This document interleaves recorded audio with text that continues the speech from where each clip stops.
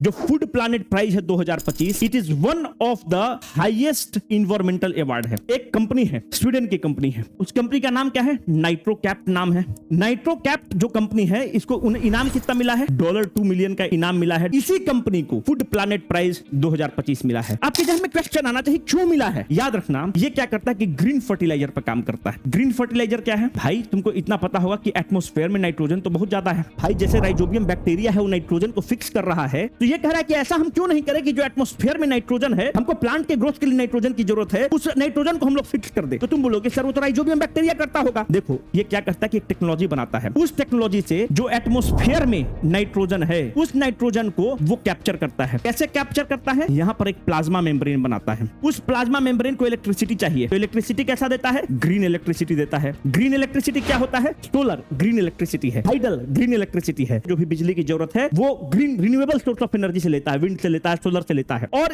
Atmosphere nitrogen को क्या करता है? मृदा में फिक्स कर देता है, उसको फिक्स कर देता है। अब बताइए, उदाहरण के तौर पर लीटर के मान लो हमको 10 लीटर नाइट्रोजन की जरूरत है, 10 मीटर क्यूब नाइट्रोजन की जरूरत है हमको, तो भाई ये प्लाज्मा मेम्ब्रेन के थ्रू तुमको फिक्स कर दे रहा है। तो तुमको फर्टिलाइजर डालने की जरूरत नहीं पड़ी। जब केमिकल फर्टिलाइजर डालने की जरूरत नहीं पड़ी, तो जो सॉइल की उर्वरक क्षमता है, सॉइल फर्टिलिटी है, वो कम नहीं हुआ। इसको कहा जा रहा है it is going to be the game changer in the field of the chemical industry, इसीलिए इसको अवार्ड मिला है। इसी से संबंधित एक बहुत बड़ी वैज्ञानिक है जिनका नाम है डॉक्टर हंगरिया, डॉक्टर मैरिएंगला हंगरिया।